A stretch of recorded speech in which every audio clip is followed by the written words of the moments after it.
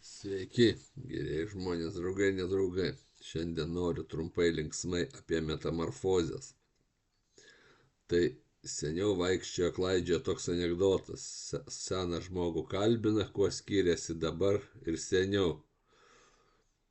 Žmogus sako, seniau sako, komunistai su taikos balandžiais vaikščiojo.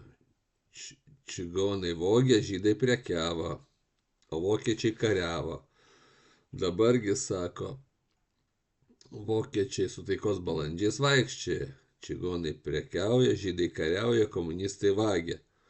Tai dabar mūsų laikai dar pasidarė gražesni, kada niekam tikęs žmogus apsirengęs kariškio uniformą, aršus labai ir kvailas, rengia seminarus mokamus verslui. Tai yra, moko tuos, kurie jį maitina. Ko laukti toliau, nežinau. Tai va tik tiek trumpa tokia replika.